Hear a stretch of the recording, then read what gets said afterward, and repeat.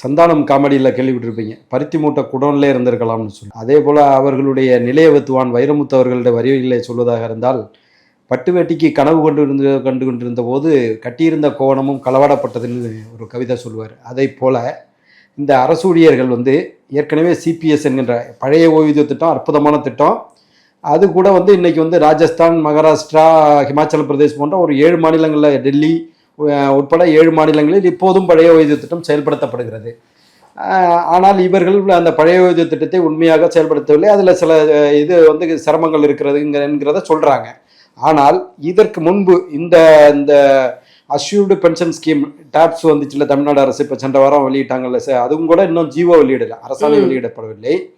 அந்த வெளியிடப்பட்டதற்கு முன்பு பங்களிப்பு ஓய்வூதிய திட்டம்னு ஒன்று வச்சுருந்தாங்க, சிபிஎஸ்ன்னு சொல்லி, கான்ட்ரிபியூட்டரி பென்ஷன் ஸ்கீம்னு சொல்லி.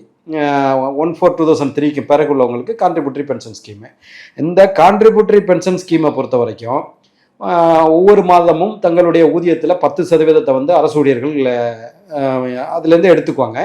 அதே போல் அவங்க ஒரு 30 வருஷம் வேலை பார்க்குறாங்கன்னு வச்சுக்கிட்டிங்கன்னா, ஏறக்குறைய ஒரு 25 லட்ச ரூபாய் அவங்களுடைய பழைய 25 to 50 லட்ச ரூபாய் அவங்களுடைய இதில் டெபாசிட் இருக்கும். அதே போல் ஈக்குவல் கான்ட்ரிபியூஷனை தமிழக அரசு கொடுக்கும்.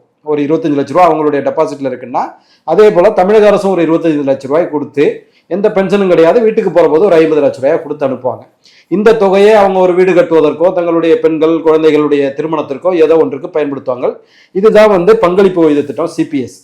இதை மாற்றி பழைய ஓய்வூதிய திட்டம் வேண்டும் என்று சொல்லி தான் ஜாக்டோ ஜியோ அமைப்பு உட்பட தமிழகத்தில் இருக்கிற அரசு ஊழியர்கள் போராடி கொண்டிருந்தார்கள் தொடர்ந்து.